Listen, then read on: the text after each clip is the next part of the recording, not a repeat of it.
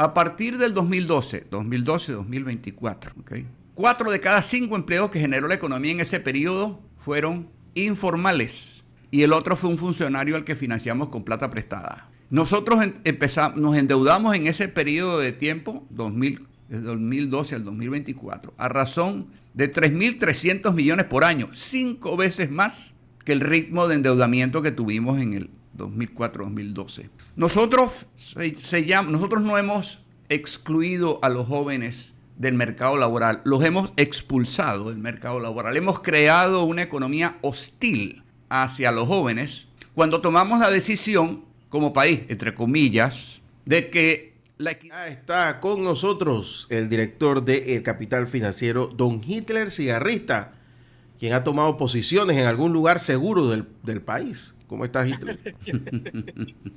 o de fuera del país. Yo estoy en algún lugar seguro fuera del país. Imagínate, se fue lejos usted. ¿La cosa está tan fea así?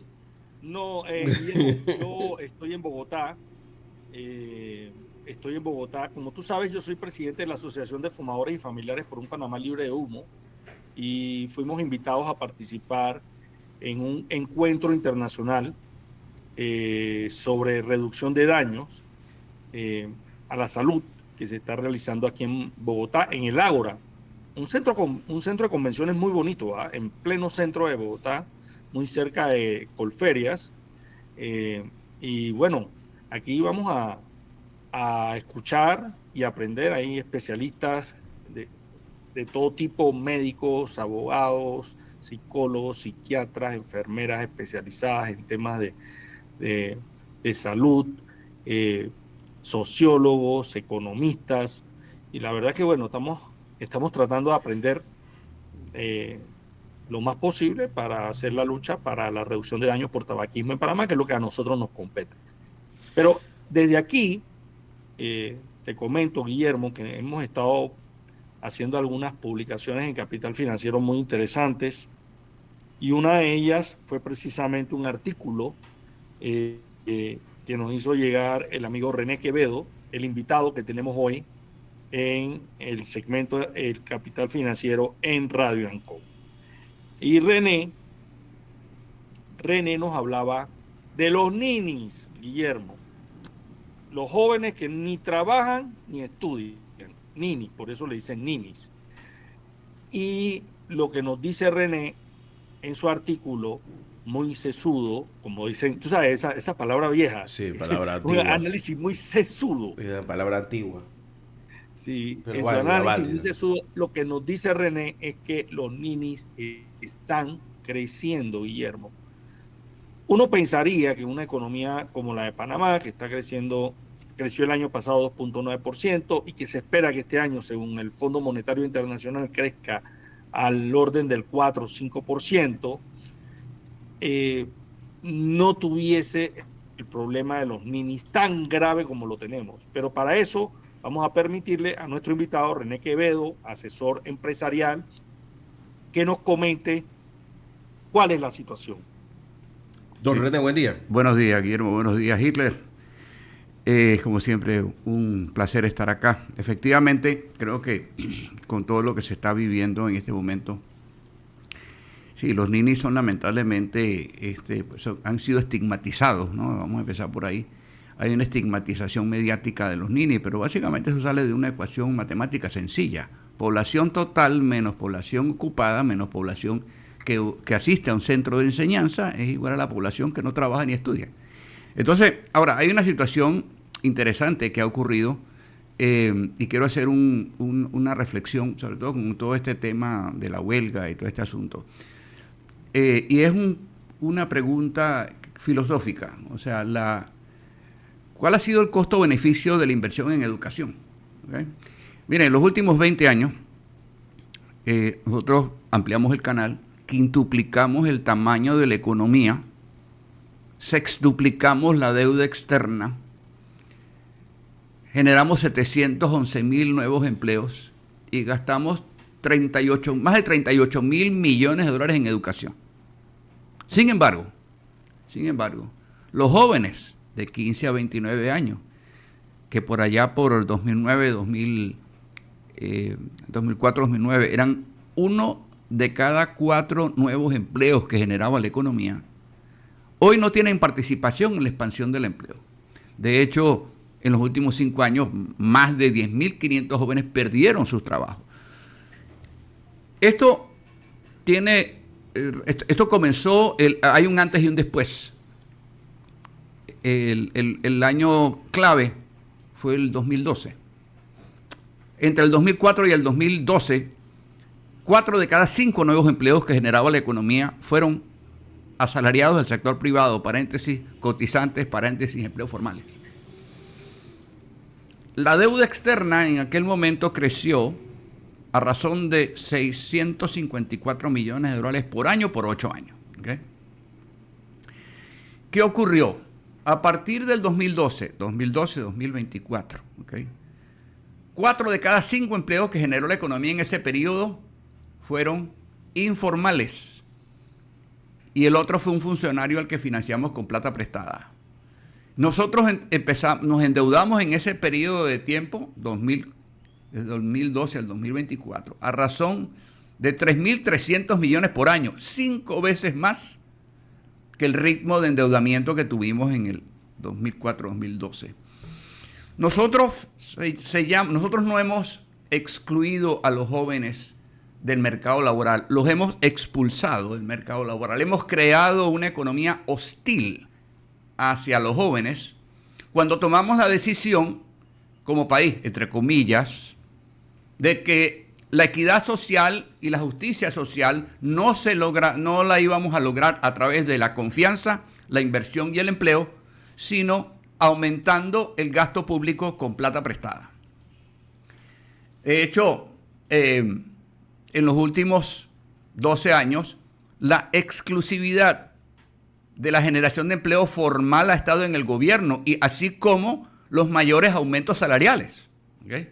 Entonces, y lo cual trae una reflexión muy interesante, ¿no? Se está ahorita protestando porque supuestamente estas pensiones son de hambre, lo cual no es solamente mentira, es una imposibilidad matemática. Es matemáticamente imposible. El sector privado, el sector no gubernamental, no genera empleo formal sostenible desde agosto del 2012. Los aumentos salariales en ese periodo de tiempo, los educadores recibieron 96%, sector salud 65%, la administración pública 55%, el resto de la economía tuvo aumentos salariales del 43% y generó 100% de empleo informal. Entonces, creo que, insisto, respetando mucho las consignas. Las consignas son sentimientos, no son ni realidades, ¿okay? Ni soluciones. Lo que no se mide no existe. El que estemos hablando hoy los jóvenes, 60% de los empleos son informales, y quienes ganan salario ganan $698 mensuales, de acuerdo al último informe de la Contraloría de octubre del 2024. Así que, con el mayor de los respetos, no puede haber una pensión sin un empleo. Lo que determina la cantidad de la pensión es el salario, lo cual es imposible si no tengo empleo. Hoy necesitamos empleo. Nada más acabamos de ver lo que pasó en octubre del año pasado, donde Mitradel Mitradel ofertó 3.000 vacantes y se presentaron más de 100.000 solicitantes. ¿Okay? De hecho, el futuro de los jóvenes y la realidad de los jóvenes depende directamente de la inversión privada, no de la pública. Ya acabamos de ver cómo, aumentando el gasto público con plata prestada, hemos expulsado a los jóvenes del mercado laboral. Sencillito, ¿ok? Sencillo, insisto, esto es matemática simple. No hace falta ninguna corrida. Esto lo puedo hacer con una calculadora, ¿ok? El número de asalariados privados lo tengo en el cuadro número 14 del informe de la Contraloría, que lo puedo buscar en el celular. Y los aumentos salariales están en el cuadro 25, que lo puedo buscar también en el celular. Entonces, volvemos al tema. Uno de los temas que yo siempre digo es que aquí uno de los resultados recurrentes de las pruebas PISA es que solamente 1 de cada 100 sabe diferenciar una opinión de un dato. Quiero decir esto: nosotros construimos narrativas de satanización, victimización y descalificación basados en eslogans, consignas y opiniones, sin evidencia. Sin evidencia. Esto nos hace rehenes de nuestras emociones, ya que se nos manipule, máxime en un entorno de redes sociales. Entonces, creo que es importante entender, la verdad es una sola. Lo que no se mide no existe. Ojo, yo no tengo la verdad, solo tengo la evidencia. Pero lo que no se mide no existe. Sencillo. Entonces, a ver, los salarios dependen de la inversión privada. Ya acabamos de ver que aumentando el gasto público con plata prestada, hemos expulsado a los jóvenes del mercado laboral. El futuro y el presente laboral de los jóvenes depende de la inversión privada. Los buenos salarios solo los habrá donde haya inversiones. Sencillo, no hay que darle mucha vuelta. Si no hay inversiones, habrá informales. Y de hecho, en los últimos 5 años, la situación se agravó. Porque en los últimos 5 años, nosotros perdimos más de 4.600 millones de inversión privada, ¿ok? Versus 2019. 900 millones que le compraba la mina a otros sectores de la economía. 2.165 millones menos de financiamientos bancarios al sector productivo debido al aumento de las tasas de interés y 1.600 millones de dólares menos de flujo de inversión extranjera, sacando matemáticas, 4.600 y tantos. En ese mismo periodo nosotros aumentamos la deuda externa en 27.000 millones de dólares. Hoy nos estamos endeudando a razón de 5.400 millones de dólares por año, 8 veces más que el ritmo de endeudamiento que teníamos en el 2004-2012, donde 4 de cada 5 empleos eran asalariados del sector privado. Hoy, de cada 5 empleos, 3 son informales y los otros 2 son funcionarios. Data dura, perfectamente verificable.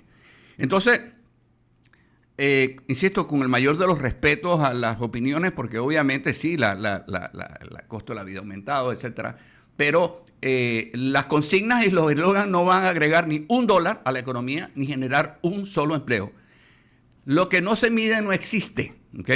Lamentablemente, nosotros tenemos que enfrentar realidades, más data, menos consignas, menos descalificaciones. La ley 462 no es un instrumento perfecto, definitivamente, ¿ok? Pero es mejor que lo que teníamos, ¿eh? El problema que tiene la Caja de Seguro Social es que no generamos empleo formal. El empleo formal lo genera el Estado. Tan sencillo como esto, con plata prestada. Eso no es sostenible. Hemos creado una economía artificial adicta a la deuda, cual droga, ¿okay? Y entonces, en vez de llevar al paciente a que enfrente su realidad y vaya a tratamiento, estamos buscando excusas para darle la droga. Nosotros estamos alimentando al drogadicto, con el mayor de los respetos, porque todos hemos tenido familiares que han tenido ese problema.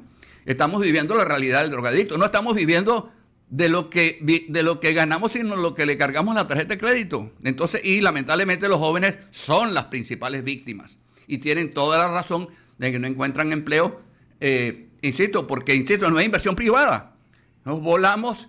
El cierre minero ocasionó la pérdida de 54.107 empleos formales entre agosto del 2023 y octubre del 2024, la peor catástrofe laboral después de la pandemia.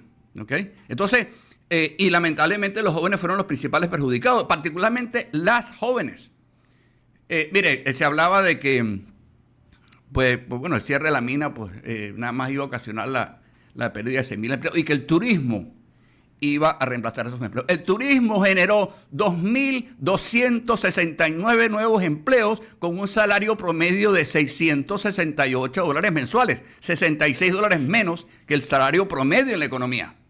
No creo que esos sean los números que necesitamos para salvar la Caja del Seguro Social. Sin embargo, el aumento de las tasas de interés, producto de la pérdida del grado de inversión, ocasionó, una contracción de la actividad crediticia y ocasionó la pérdida de 6.636 empleos en el sector financiero y seguros con un salario promedio de $1.156 mensuales, 422 por encima del salario promedio en la economía. A eso se le agrega 4.400 empleos en el sector inmobiliario, 7 veces más de lo que perdieron en pandemia, ¿okay? Y la caída también de casi 4.000 en el sector de actividades de apoyo administrativo, que incluye sobre todo el tema de los alquileres, 60 más que lo que perdieron en pandemia. Entonces, creo que tenemos que entender que si yo, como vimos ya, nosotros le metemos, la ampliación del canal fueron 5.000 y tantos millones. Yo le meto 5.000 millones a esta economía y la pongo a volar. Yo le quito 4.600 millones a esta economía y la asfixio, que es exactamente lo que está ocurriendo. Y lamentablemente los jóvenes son los principales perjudicados. Y ahora, pues bueno, obviamente, pues vemos el tema este de la huelga. Mire, los jóvenes están incursionando en el mercado laboral antes de estar preparados. La escolaridad promedio de los jóvenes menores de 30 años en el mercado laboral es 10,7 años aprobados. Un año menos que la escolaridad promedio de la fuerza laboral panameña. O sea, nos guste o no. O sea, ellos están buscando trabajo antes de culminar sus estudios. Entonces, y lamentablemente la educación premedia y media es toda la base que ellos van a tener, la base de conocimiento que ellos van a tener para construir un proyecto de vida. Entonces, con el mayor de los respetos, creo que los jóvenes están siendo, de alguna manera, son los rehenes en toda esta película, y ya son las víctimas de la precarización laboral, ya son las víctimas, y de la pérdida de confianza en el clima para la inversión privada. Ahora los tenemos de rehenes en esta pugna. Yo respeto las ideologías, pero aquí estamos hablando de, la verdad es una sola, lo que no se mide no existe. Lo que están planteando de que están luchando por las pensiones del pueblo, a ver, eso es matemáticamente imposible porque el sector no gubernamental no genera empleo formal desde agosto del 2012 por lo menos. Entonces, yo espero que esto se resuelva y que busquemos maneras de puntos de coincidencia. La ley 462 no es perfecta, ¿okay? Pero insisto, es mejor que lo que teníamos, pero y de hecho le estamos dando la razón a Fitch. Lo que está pasando fue advertido por Fitch. No olvidemos que en el informe donde nos quita el grado de inversión, del 28 de marzo del año pasado, que mucha gente no se ha leído, porque todavía escucho gente, inclusive en la asamblea, diciendo que qué pasó con los 500 y tantos millones de la mina. Fitch nos lo dijo 2 veces, el 17 de febrero, y nos lo pone en el informe del 28 de marzo. Como que ellos en Nueva York sabían, nosotros no. Ese informe comienza diciendo, palabras más, palabras menos: la degradación de la deuda se debe al aumento de las presiones fiscales y de gobernanza agravadas por los acontecimientos ocurridos alrededor del cierre de la mina más grande del país. ¿Okay? Eso es la primera frase del informe. Cierra el primer párrafo diciendo: el cierre de la mina de Minera Panamá agrava las presiones fiscales y pone en evidencia los enormes desafíos de gobernabilidad que enfrenta el país. Y aquí estamos, ¿okay? Con huelgas, ¿okay? Por la ley 462, ¿okay? Así que realmente lo que está en juego, lo que se está cuestionando en este momento es nuestra capacidad para ponernos de acuerdo. Y va a ser difícil ponernos de acuerdo si estamos basándonos en sentimientos y no en realidades, ¿okay? Los hechos convencen, las opiniones confunden. Lo que no se mide no existe. Máxime cuando la información existe. Así que yo espero que encontremos liderazgo que nos una. Ya hay suficiente gente dividiéndonos. Por supuesto que la situación es complicada. No lo podemos trivializar, ¿no? O sea, a ver, estamos claros. Y para colmo, entonces, todos esos números que acabo de dar son de antes de que Trump abriera la boca, ¿no? O sea, vamos a estar claros. O sea, esto viene a agravar una situación ya complicada. Así que creo que tenemos que enfrentar esto juntos, ¿ah? Y ese sería mi llamado, ¿no? Hitler. Sí, mira, René, el fin de semana nosotros publicamos una noticia sobre un informe que preparó el Centro Nacional de Competitividad sobre cómo mejorar las recaudaciones fiscales.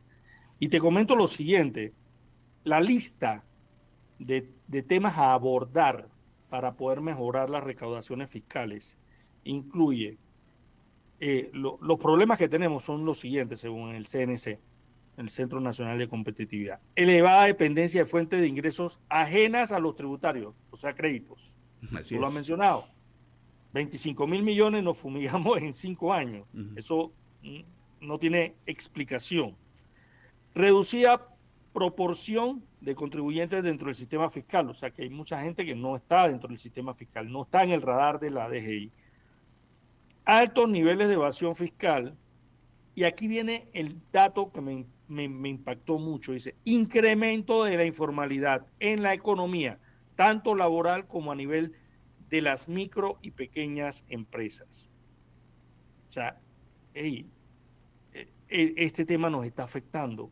Y la gente no entiende, por ejemplo, que estas personas, un día como hoy, 50 y tantos por ciento de panameños que están en la economía informal, un día como hoy lo pierden todo.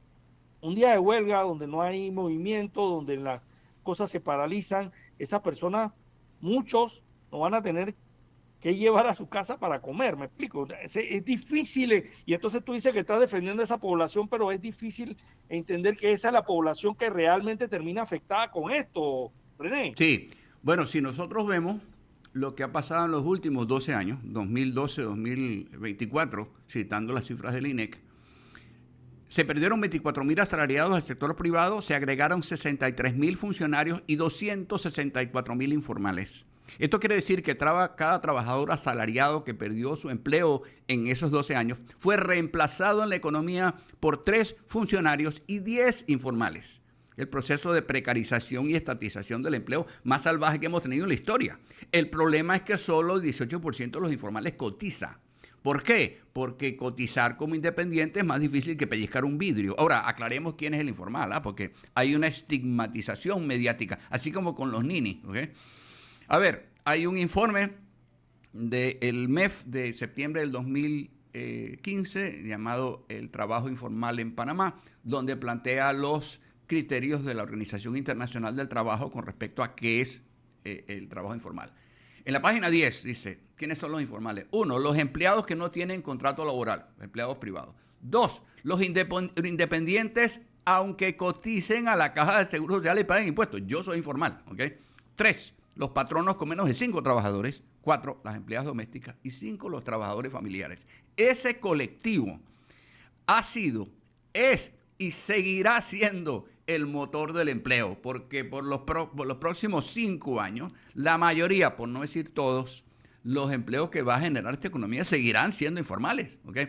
En ese periodo de tiempo, de 2012-2024, los sectores que generan el 70 y pico por ciento de los empleos, que es el sector interno, generaron 100% de empleo informal como bloque. ¿Okay? Agricultura, comercio, industria, logística, construcción, turismo, actividades de apoyo administrativo y servicios técnicos. ¿Okay? Esos 8 sectores, como bloque, generaron 100% empleo informal. No hay sistema de pensiones en el mundo que aguante semejante torpedo. No existe. De hecho, la explosión de informalidad es el principal enemigo de la Caja de Seguro Social. No es el gobierno ni son los empresarios. Eso está en las 2 primeras conclusiones del informe que hizo la OIT con respecto al sistema de pensiones que entregó en octubre del 2022. Entonces, volvemos al tema, ¿no? Los hechos convencen, las opiniones confunden. Respeto a las consignas. Las consignas son sentimientos, no son ni realidades ni soluciones. Aterricemos y yo creo que la única manera de ponernos de acuerdo es si miramos la verdad. Y la verdad se mide, lo que no se mide no existe. Que nos guste es, que 5 sea más que 4 y menos que 6, ¿es justo o injusto? No sé, pero es, ¿ok? Entonces, creo que es importante en este momento aterrizar. El futuro de la Caja del Seguro Social depende de la inversión privada. Sin la inversión privada, la Caja del Seguro Social no existe. Sencillo. Hasta ahora, el empleo formal y los mayores aumentos salariales han estado en el sector público. Como dije antes, los aumentos salariales, el aumento promedio en la economía fue 43%. Los educadores recibieron 96%, el sector salud recibió 65% y la administración pública 55%. Cuadro 25 del informe de la Contraloría. Es decir, comparando octubre del 2024 contra agosto del 2012. Entonces, y esto lo hemos financiado con plata prestada. El problema, insisto, no estamos viviendo de lo que ganamos, sino de lo que le cargamos a la tarjeta de crédito. Hemos creado un sistema ficticio, hemos creado una economía ficticia. Y insisto, hemos satanizado la iniciativa privada de manera tal de que la economía solo genera empleo informal y funcionario. Cuando 68% de los empleos privados son informales o trabajadores en empresas que tienen menos de 10 empleados. El microempresario formal e informal, es la columna vertebral del empleo. Entonces, la diferencia entre el emprendedor y el quien emprende y el asalariado es quien asume el riesgo. Entonces creo que lamentablemente quien genera riqueza es lamentablemente satanizado y estamos viviendo las consecuencias. Tarde o temprano, o sea, habrá que pagar esa cuenta. El servicio de la deuda, no olvidemos que parte de pues, todo este fiasco minero y la pérdida del grado de inversión, como se perdió, uno de los factores, no solamente nos costó 54.107 empleos formales, no agrícolas, 5% del PIB, nos volamos 4.600 millones en 5 años de liquidez privada, sino se triplicó el costo de la deuda. No solamente duplicamos el tamaño de la deuda de 26.000 millones a 54.000, sino triplicamos el costo del financiamiento externo. La emisión de bonos que hizo Nito Cortizo en julio del 2019 se hizo a 2,83% de interés y estamos financiando el cuarto puente a 9,30%, matemática simple. Es decir, obviamente el dinero nos va a costar más caro. Nosotros pasamos de tener los terceros bonos más seguros, esto de acuerdo al índice de JP Morgan, el índice de bonos de mercados emergentes, teníamos los terceros bonos más seguros en abril del 2022, solo superados por los de Chile y Uruguay, ambos con grado de inversión. Y desde octubre del año pasado estamos en el puesto número 9, superado por países que no tienen grado de inversión, como Brasil, Paraguay, República Dominicana, Guatemala y Costa Rica. El riesgo de nuestro país ha aumentado y no olvidemos que 65% de nuestra deuda está en bonos. Y esto nos afecta muchísimo también en las tasas de interés acá, porque hay muchos bancos acá que se apuntalan, que se apoyan en bonos de la deuda panameña. Entonces, insisto, creo que... Porque mucha gente no entiende que el soberano es el techo para las empresas. Así es. O sea, muy pocas empresas pueden tener una calificación de riesgo mejor que la del país. Así es sencillo, así es sencillo. Sí. Aquí en Panamá solo hay 2 empresas que tienen mejor calificación que el país. Uno es Banco General y la otra es el Canal de Panamá. Las demás empresas, su techo es la calificación de riesgo del país. Hay una tercera empresa que si estuviera listada en Panamá también superaría el techo del país, que sería Copa, pero Copa está listada en Nueva York, así que no podemos hacer esa evaluación. Pero son esas 2 empresas, básicamente. Oye, Hitler, Banco General y el Canal de Panamá. Sí. Vamos a hacer algo, déjame ir a la pausa, aquí con don René Quevedo de invitado en la mañana Ancon con Hitler Cigarrista y el espacio de El Capital Financiero. El Capital Financiero con don Hitler Cigarrista, hoy invitado el ingeniero René Quevedo. Don Hitler. Sí, mira, Guillermo, un tema que acaba de tocar René es cómo se afectaron los diversos sectores en la economía durante la pandemia y la pérdida de empleo que se dio por cada sector. Y uno de esos sectores es el sector inmobiliario. Yo quiero advertir una cosa, Guillermo. En Capital Financiero hoy estamos publicando una noticia muy importante, porque la nueva ley de interés preferencial va a poner en riesgo la estabilidad del sector inmobiliario panameño.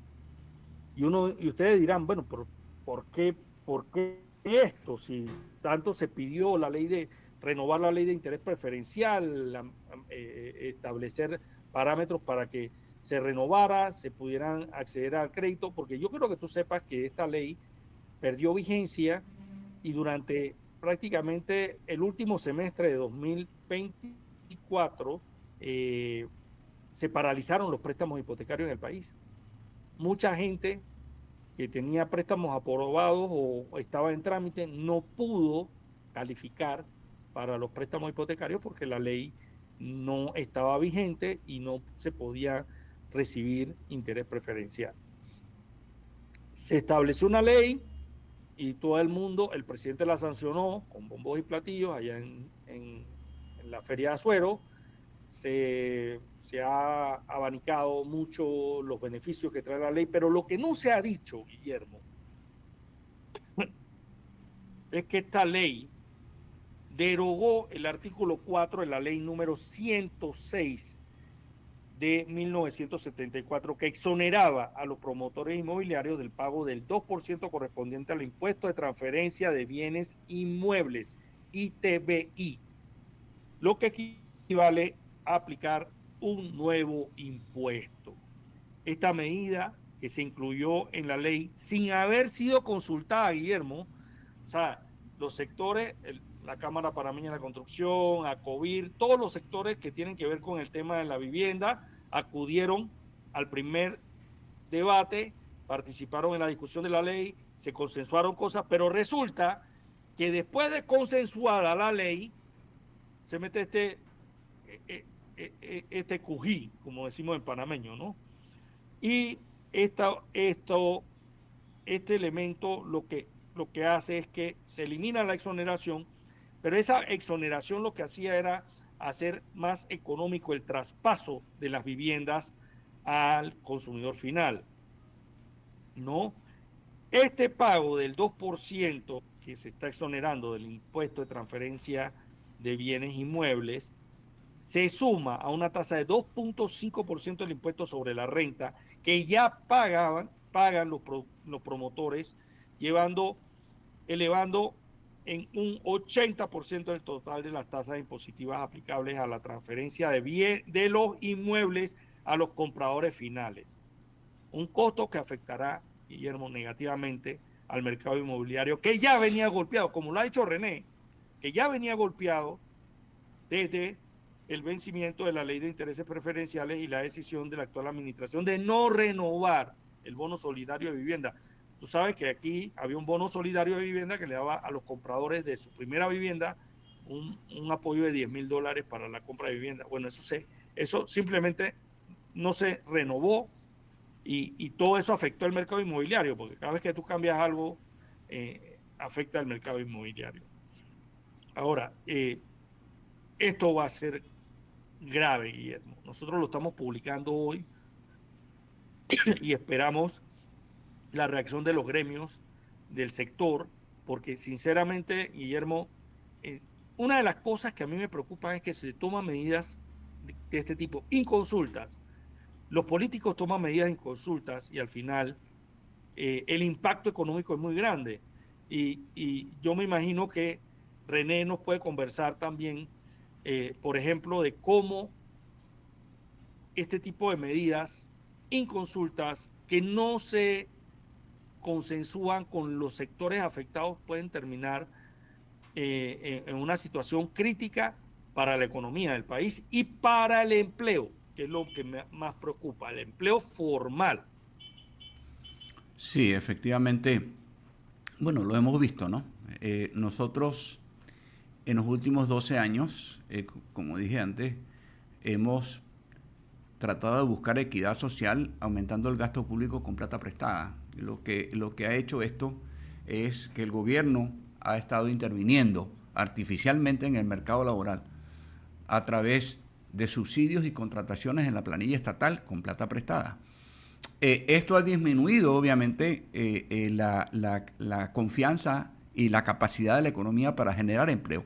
Si no hay confianza, no habrá inversiones. Y sin inversión privada no habrá generación de empleo formal. Es bien sencillo. Nadie va a invertir si no está seguro. O sea, yo creo que esto no hace falta un doctorado en Harvard. Entonces, creo que, y como dije antes, ¿no? Estos sectores que generan el 70-80% de los empleos en el país, en los últimos 12 años han generado 100% de empleo informal. 100% como bloque, ¿no? Entonces, creo que dentro de esta discusión tenemos que ponernos de acuerdo de si nos interesa la inversión privada o no, si nos interesa la inversión extranjera. No olvidemos que en los últimos 5 años la inversión privada nacional cayó 12% y la extranjera cayó 37%. O sea, insisto, y esto ha dado como consecuencia de que el año pasado Mitradel tramitó 100,000 contratos laborales menos que en el 2019. Bien sencillo, esto es el perro mordiéndose la cola. Entonces, y los principales afectados son los jóvenes. Es decir, hoy, como dije antes, ¿no? Los jóvenes pasaron de ser 1 de cada 4 nuevos empleos en la economía a no tener participación en la expansión del empleo. De hecho, a perder empleo. No digo que no hemos excluido a los jóvenes del mercado laboral, los hemos expulsado. Al no haber inversión privada, el futuro de los jóvenes depende de la inversión privada. y creo que tenemos que aterrizar, ¿no? O sea, el 80% de los contratos laborales está en 5 sectores, es decir, comercio, construcción, actividades administrativas, hoteles y restaurantes y logística. Entonces, creo que esos son los sectores donde, obviamente, al no haber inversión privada, no hay generación de empleo. Y como dije antes, de acuerdo a los informes de la superintendencia, el año pasado el número de nuevos financiamientos al sector productivo, paréntesis, al sector interno de la economía, estuvo 2.165 millones por debajo de lo que fue el 2019, también un año malo, un año electoral, etcétera, etcétera.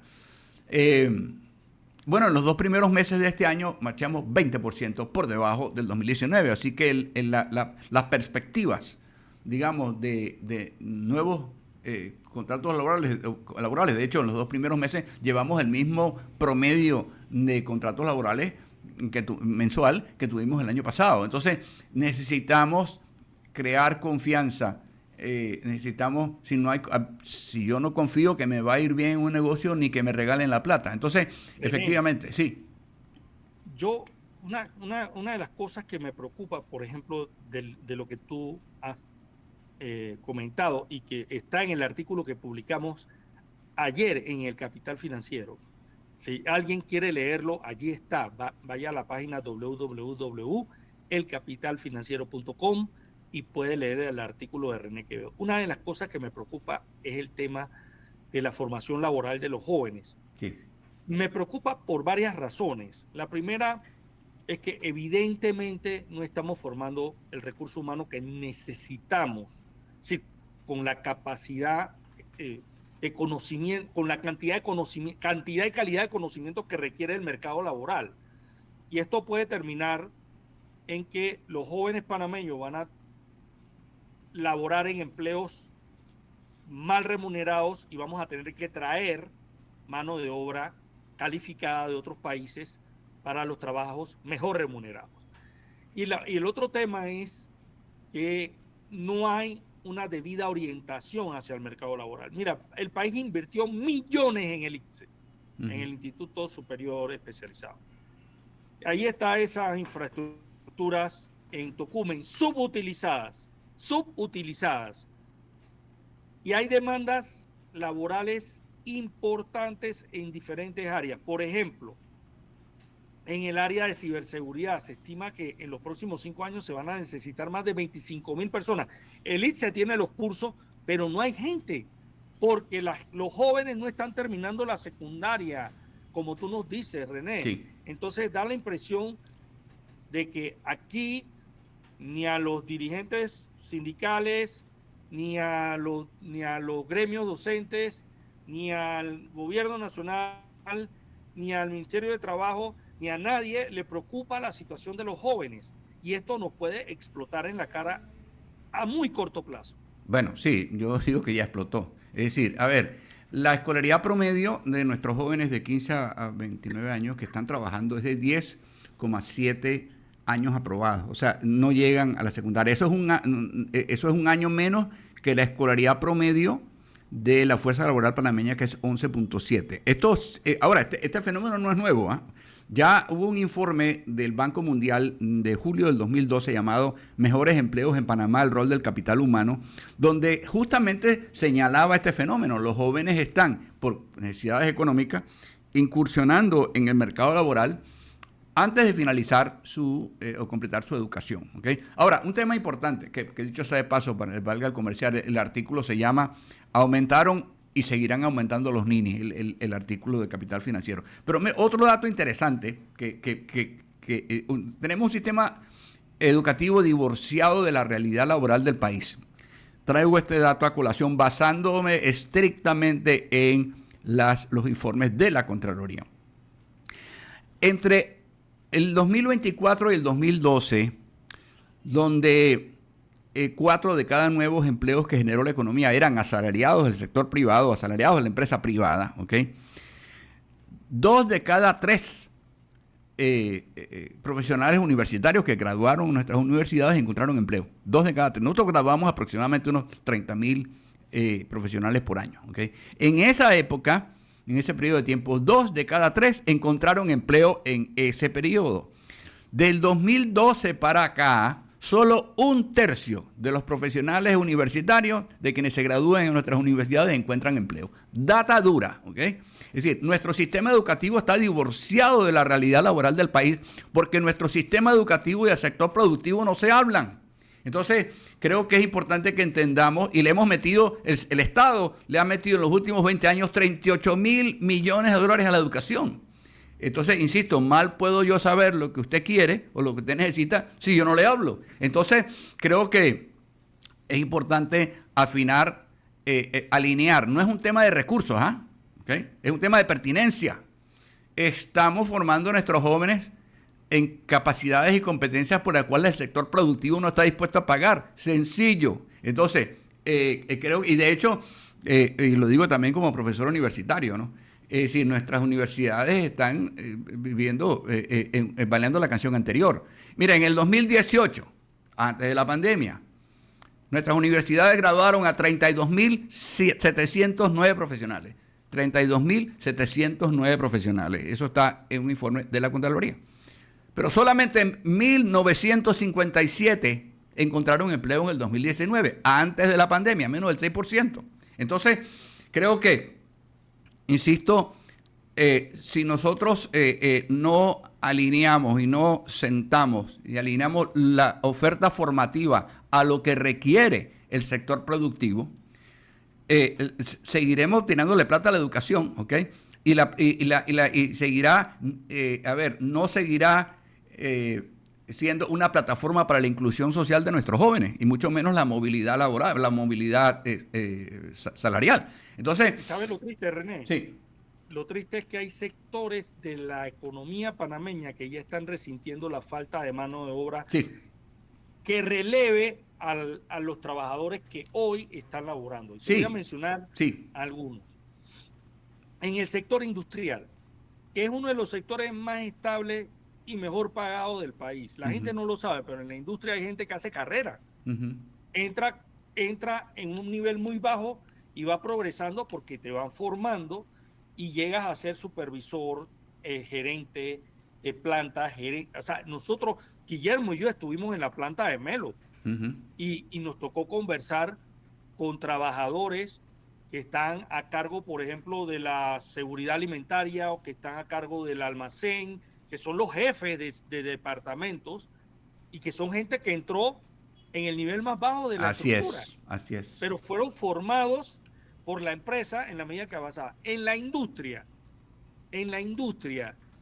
no se han, hay empresas que no han podido jubilar a su personal porque simplemente no tienen quien los reemplace. Así es. Eso también está pasando en el agro. En el agro panameño no hay gente que reemplace bueno, y eso en cierta medida habla bien del panameño, porque muchas veces el panameño lo que hace es mandar a sus hijos a estudiar para que no pasen tanto de trabajo como ellos. Pero resulta que esos hijos no regresan al campo. Sí. Entonces no hay reemplazo para la mano de obra en el mercado laboral, en el sector agropecuario. Y así hay varios sectores de la economía. Hay muchas oportunidades, por ejemplo, en los temas digitales, mercadeo digital, etcétera. No hay gente formada para esto. Ciberseguridad, no hay gente. Bueno, ahí Guillermo y yo hemos tenido invitados que nos han hablado de la cantidad de empleos que pero han tenido que invertir en la formación de la gente. Correcto. Sí, las empresas han tenido que hacer una asociación con el Mitradel y con el ITSE para formar, por ejemplo, 1,000 jóvenes en ciberseguridad. ¿No? Y no se diga en educación. En educación estamos a pie. En la misma educación no hay gente que quiera ser docente. ¿No? Entonces, es una situación muy, muy, muy difícil la que estamos enfrentando en el mercado laboral. Y ojo, no es un tema solo de creación de empleo, porque si usted tiene menos formación, usted no ha terminado la secundaria, su capacidad para entender las instrucciones, para operar una máquina, para poder atender debidamente a un cliente, se ve muy limitada, René. Sí. Se ve muy limitada. Sí, una cuestión importante. Las 2/3 partes de los empleos en Panamá los generan sectores que requieren 12 o menos años de escolaridad. Y es ahí, por eso es que, digamos, le da una cabida fuerte a los jóvenes. Pero sí, lo que dice es cierto. 65% de los empleadores panameños dicen tener dificultades para encontrar personal calificado. Y eso tiene una razón muy sencilla. La demanda laboral excede con creces la oferta. Y obviamente entonces pasamos de un mercado de vendedores hace 10, 15 años, donde bueno, yo me cambiaba de trabajo porque me ofrecían $100 más ahí enfrente, a un mercado de compradores, donde son las empresas ante la enorme disponibilidad de oferta, que son mucho más picky a la hora de exigir experiencia, etcétera, etcétera, ¿no? Entonces, obviamente, y en ese sentido creo que es importante profundizar en los temas de las pasantías, etcétera. Por ejemplo, este tema de mi primer empleo, o sea, y hay que profundizarlo, pero obviamente dado el tamaño del problema es mucho más allá de estos son esfuerzos positivos, pero que necesitamos hacer mucho más. Pero todo esto depende de la confianza para la inversión privada. Efectivamente, ese problema que estamos teniendo, los sectores. Estamos viendo una caída muy fuerte de la inversión privada y esto de alguna manera ha mermado en la generación de empleo. De hecho, el sector, como dije antes, ¿no? Mitradil el año pasado tramitó 100.000 contratos laborales menos que en el 2019. Pero sí, hay áreas muy concretas. No estábamos hablando de grandes números, ¿okay? Pero sí, ese es el futuro. Pero dentro de todo esto, definitivamente el futuro va a estar marcado por la tecnología que va a permear todos los sectores. Pero un dato curioso, que es bien interesante. De acuerdo a las estadísticas del censo, ¿okay? 3 de cada 5 panameños mayores de 5 años nunca ha usado una computadora, ¿okay? Es decir, estamos hablando de que la transformación digital de la economía es un esfuerzo, digamos, tan más humano que técnico. O sea, entonces creo que dentro de todo esto tenemos que entender qué es lo que está pasando, pero volvemos al tema. Todo eso gira alrededor de la confianza. Si no hay confianza para invertir, nadie va a invertir. Si no hay inversión privada, seguiremos generando informales. Entonces, creo que sí, estamos ante un reto, definitivamente. Tenemos este divorcio no puede seguir. Tenemos que alinear nuestra oferta formativa a lo que demanda el sector productivo. Obviamente no estamos hablando de grandes números, pero los buenos salarios solo los habrá donde hay inversiones. Si no hay inversiones, habrá informales, ¿no? René, te hago una pregunta. ¿Qué impacto tendría esta decisión del gobierno del presidente Molino de reaperturar la operación minera en la mina Cobre Panamá en la confianza de los inversores? Bueno, definitivamente, ¿no? O sea, el futuro de la inversión privada en Panamá, pues nacional y extranjera, pasa por Donoso, ¿no? Hay que darle mucha vuelta. No sabemos qué va a pasar, sí sabemos qué pasó. Se perdieron 54.107 empleos formales, con el problemón que tenemos en la Caja de Seguro Social. Perdimos 5% del Producto Interno Bruto y nos fumigamos 4.600 millones de liquidez en los últimos 5 años. Creo que se tendrá un impacto positivo, definitivamente, no solamente desde el punto de vista de lo que pasa es que lamentablemente aquí se ha centrado mucho la atención en las contribuciones, en los aportes de regalías, etcétera, pero ese no es el impacto mayor que tiene la mina, ¿okay? Es decir, estamos hablando de impacto fuerte. Acabamos de ver ese colapso tan grande que tuvimos en el empleo formal, tuvo un impacto atroz en el consumo. Y eso es producto del empleo que llaman el empleo inducido. Cuando en abril del 2024 la entonces ministra de Trabajo, Tori Zapata, señaló que el cierre de la mina había ocasionado un 1,5% de aumento en la tasa de desempleo, en aquel momento pues eso equivalía a 31.403 empleos exactamente, ¿okay? Sin embargo, vemos que fue mucho más. ¿Por qué? Porque algo que no pudo estimar, o no sé, porque es difícil de estimar, porque tenemos empleo directo, indirecto e inducido. Yo puedo estimar el empleo directo e indirecto, bueno, cuántos empleados tenía la mina y cuántos proveedores hay. Ahí sale el directo e indirecto. Pero el empleo inducido es qué hace esa gente con lo que gana. ¿Okay? Eso me crea mi demanda en otros sectores, como lo acabamos de ver, y nos crea capacidad crediticia en otros sectores.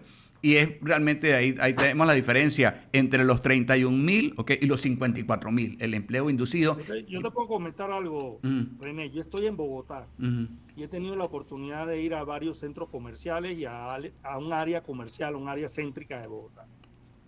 Y ayer domingo y el sábado habían largas filas para entrar a los restaurantes. O sea, no era que los restaurantes estaban llenos solamente, sino que habían colas para entrar a un restaurante.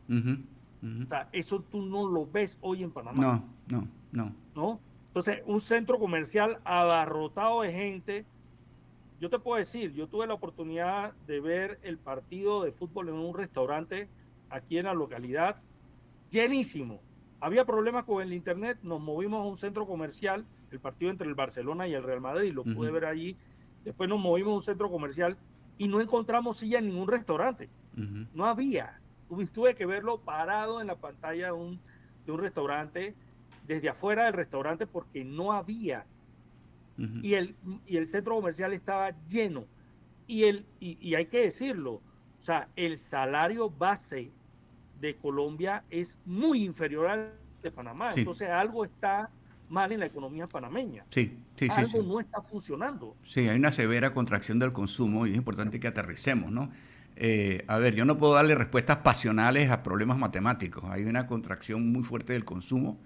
De hecho, ha habido reducciones de personal, bueno, ya lo vimos en bancos, en empresas de consumo masivo. ¿Okay? Insisto, a ver, como dije antes, 900 millones que le compraba la mina a otros sectores de la economía, 2.165 millones menos de financiamientos bancarios del sector productivo y 1.600 millones de menos flujo de inversión extranjera. Ahí está el chen-chen.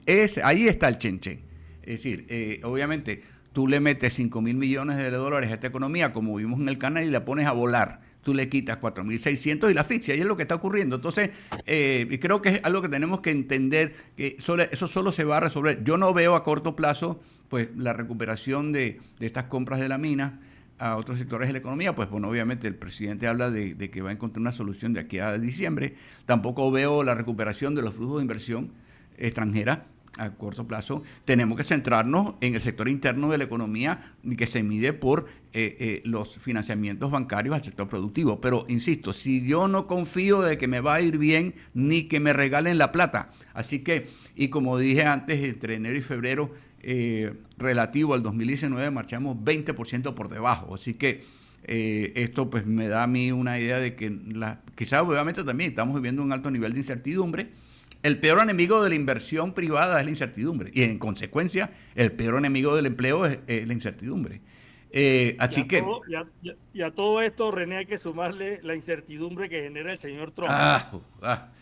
Para colmo, ¿no? Pero bueno, muchas gracias, René Quevedo, consultor empresarial, especialista en temas de empleo, profesor universitario. Viene cuchillo cuando viene. Con su presencia. Viene cuchillo.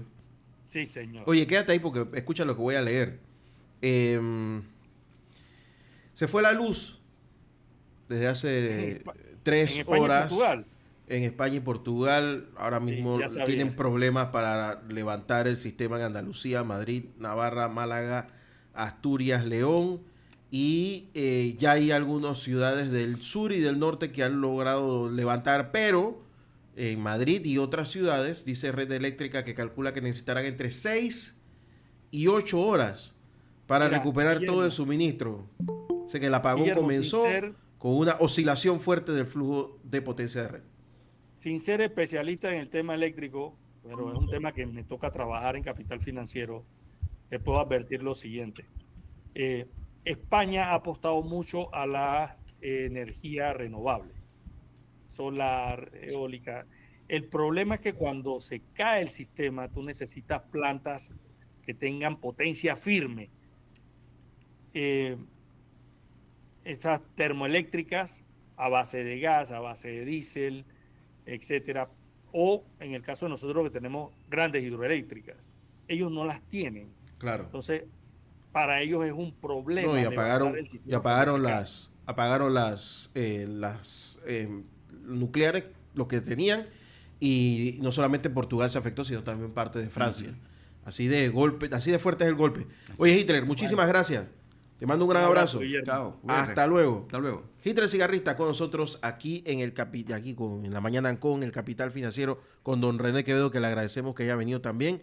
El Vaticano informa que el cónclave para elegir al 267 sucesor de Pedro comenzará el miércoles 7 de mayo. Así que ya saben. Vamos a la pausa y regresamos. Esta es la mañana en por Radio Ancon.